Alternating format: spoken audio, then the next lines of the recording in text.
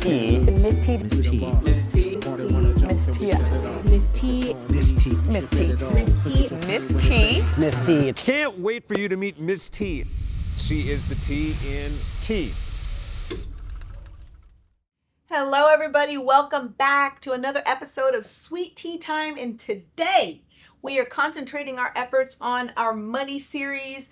And I'm going to talk about debt today. Why? Because I'm such an expert at being in debt, but not anymore. I'm an expert now about being out of debt. But in the past, that was a very frequent and consistent companion of mine, and it made life very stressful, very difficult, and I just don't want people to feel like they have to live with that kind of discomfort or unrest when there are some things that you can do to not only keep yourself out of debt, but also build yourself in a way so that you don't ever have to return to it.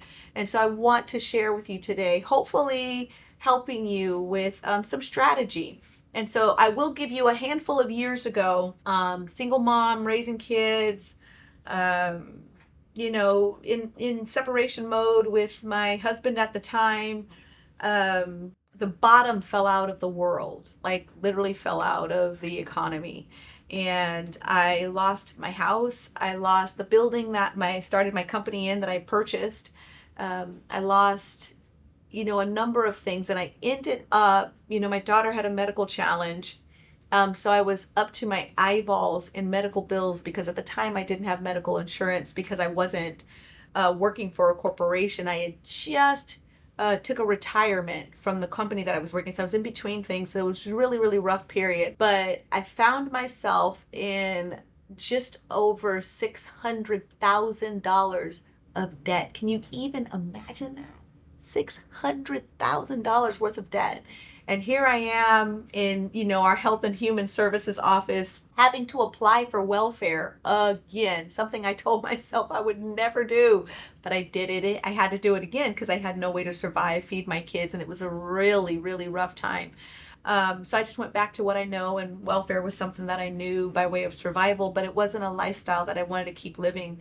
And so once I figured out, okay, I'm in this debt, and the multitude of ways that it stopped me from being able to advance myself, advance my life, and make a good life for my kids, I realized, I got to get out from under this. And a statement that I like to share with people is that, listen, they think that they can't do things because of, they don't have money or money's the thing. I promise you, money's not the problem.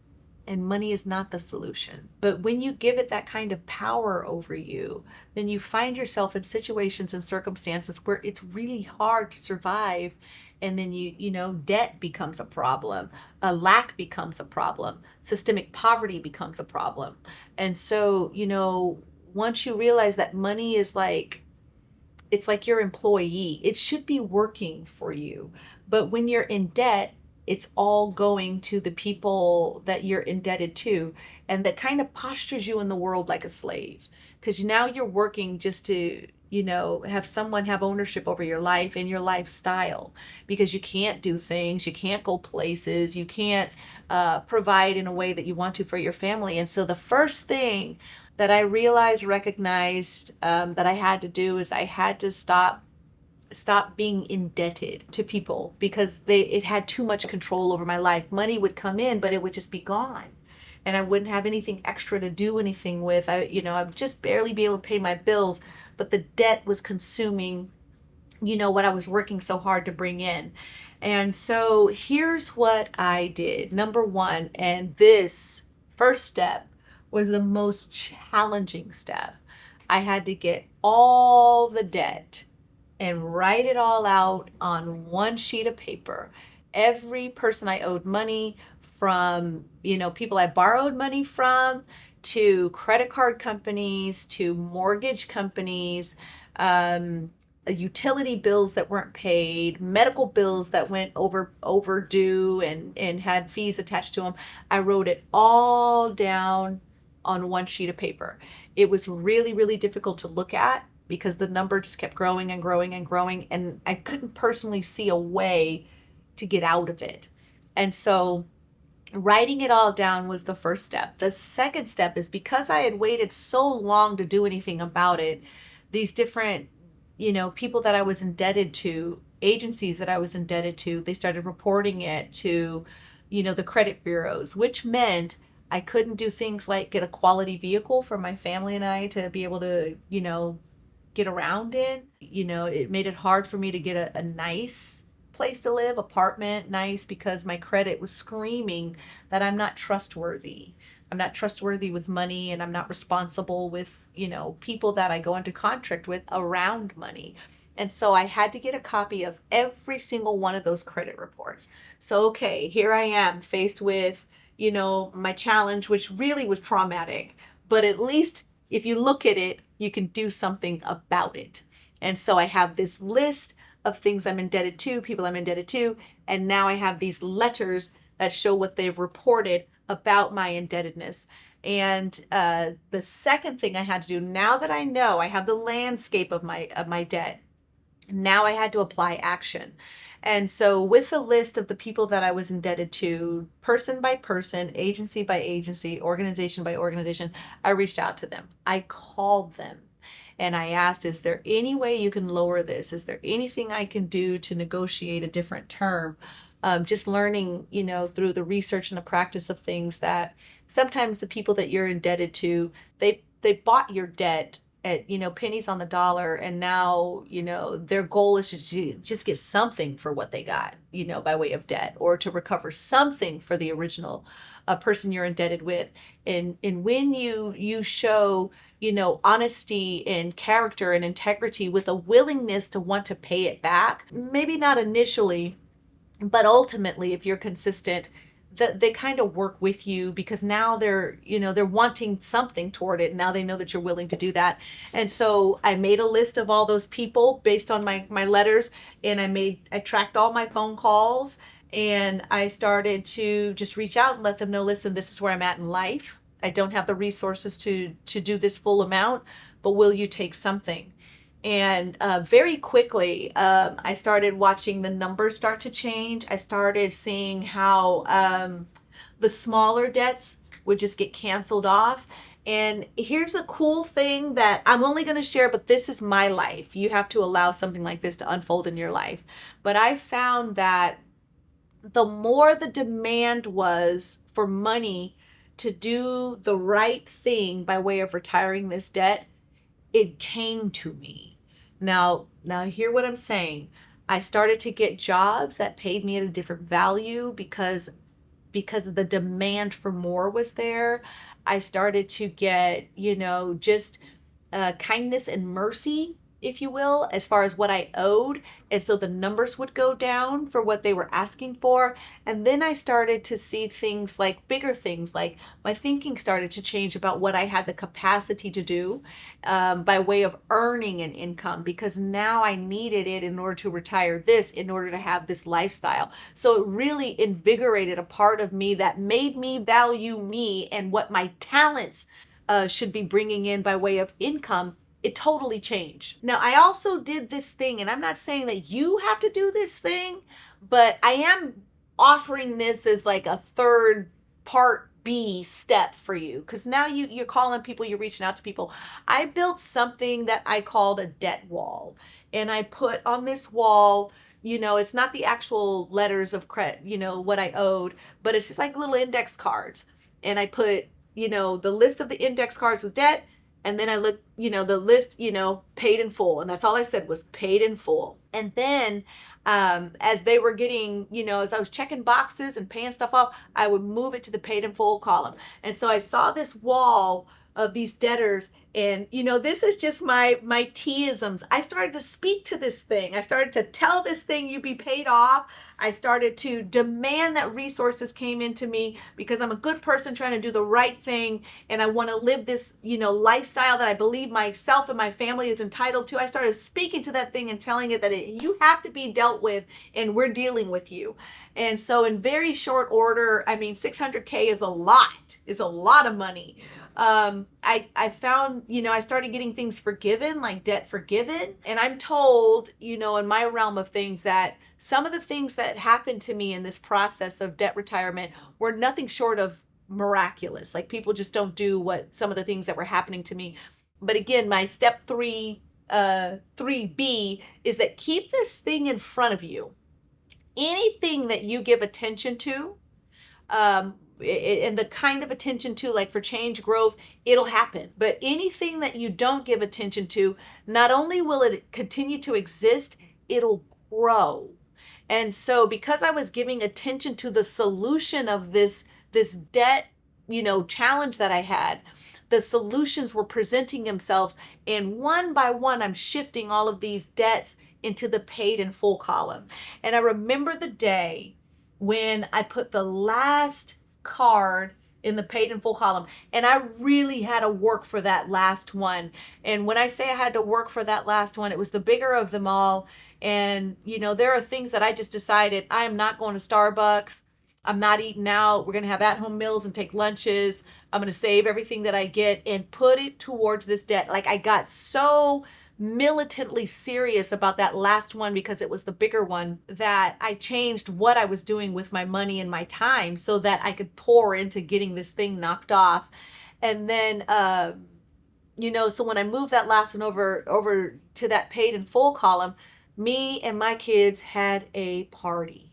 Now listen, if you're doing something big like retiring debt, give yourself a celebration at the end.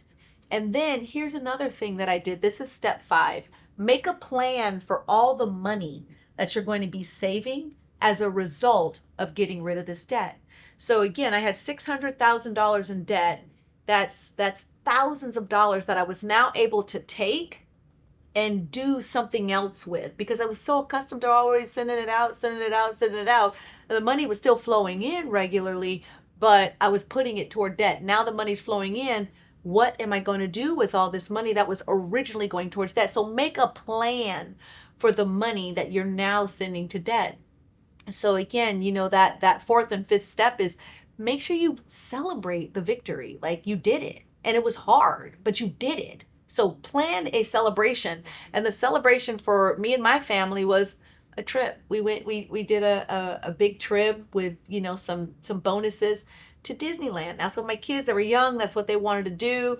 But, team effort. My kids had to understand why we not going to McDonald's, why we are not getting a scoop of ice cream from Baskin Robbins, and why we are not getting nothing from Starbucks, is because mommy did this thing. And forgive me for not being responsible with my money. But now as a family, we want to get this thing off of our back. So together, you're going to just bear with me because we're not doing this. I apologize. We're not getting no, Happy Meals with Happy Meal toys. Not for this time until this is done. My family was involved in this thing. So, we celebrate this thing because together we did it. They gave up some things. I gave up some things, and we won. And that 5th thing is, now what are you going to do with the money?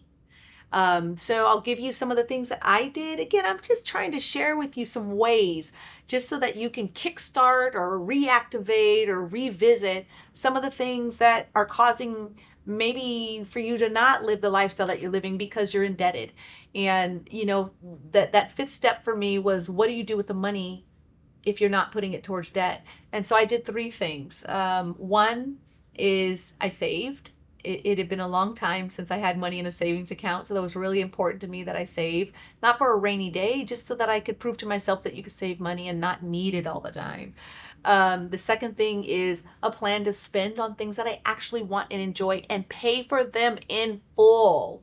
So if I want some shoes, I didn't have to put it on a credit card. I could just buy them. If I wanted to do something for my daughter, it was prom season for her around this time. We wanted to buy the dress, not charge for a dress. And so we bought the dress. We bought the things that she wanted. She felt like a princess, but I was able to spend the way I wanted to spend. And the third thing I wanted to do is give. I want to help people. So philanthropy and generosity are critical things for me. I plan to give, throughout the year, all year, every year. I've built accounts and pools of resources so that I always have more than enough to give. So, when I got to that 5th step of what do I do now that I'm not giving all of this towards debt, I saved it. I paid in full for things that I wanted, that my family wanted. And then I had a plan to give and help other people. And sometimes it was me helping other people get out of debt. Like, I would pay off people's debts. And I'm saying like that, like I don't do that. I still do that sort of stuff. But the idea is that, the more you give, it cements the fact that you can give. Like, you're not in debt, you're not on welfare, and you have the capacity to help somebody else. And it's really hard to feel helpless when you're being helpful. So that was an important part to me, just to deal with the culture of thinking that had been constructed because of the years of, indebtedness and poverty that I had dealt with. So giving has always been something that's helped me shape my thinking about, who I am and what I have the capacity to do. So, if you have debt, please don't see it as a negative thing about you. Don't let it become something that challenges your identity, because that's not it. It's just sometimes we make mistakes, and sometimes we find ourselves in situations because we took a risk. And maybe it didn't work this time, but it'll work next time. But it doesn't mean you're a bad person. It doesn't mean that you're bad with money. It just means somehow this collection of decisions got you into this place. And now that you're in this place, take a look at it, decide if you want to stay there. And if you don't want to stay there, do whatever you got to do to get out of it.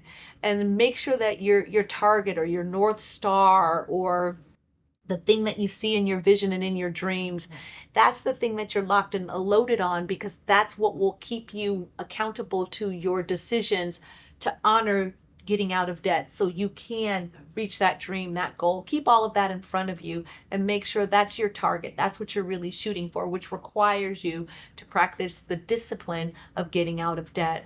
So I hope this helps you.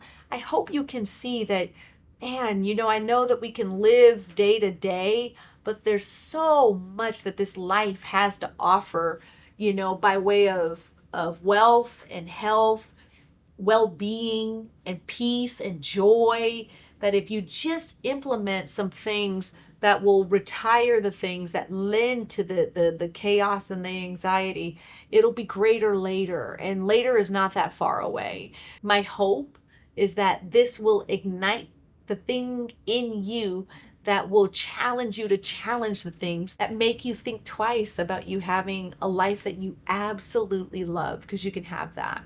So if you feel like this helped you, make sure that you like, share, subscribe, comment positively. Don't be a negative Nelly about what you've learned, heard. And if this is helping you, share some strategy, like in your stuff, like in the comments, like share it. This is not an area that I just want to be free or you just want to be free. And we want everybody free in this thing. So make sure your comments are, something that's helping you help us. Shoot, we all want to win. And then secondly, if you're sharing this stuff, if this is working for you, make sure that you share it with a friend so it works for them too. And always, always, always know, I'm here. The hope is that, that I'm here, and I want to see you succeed. I would love to see you living the life that you absolutely dream of, so that together we can help other people do the same. So thank you for tuning in to Sweet Tea Time, where I want you to live your sweet life now. And I'll see you again next time as we keep delving into this amazing topic called money.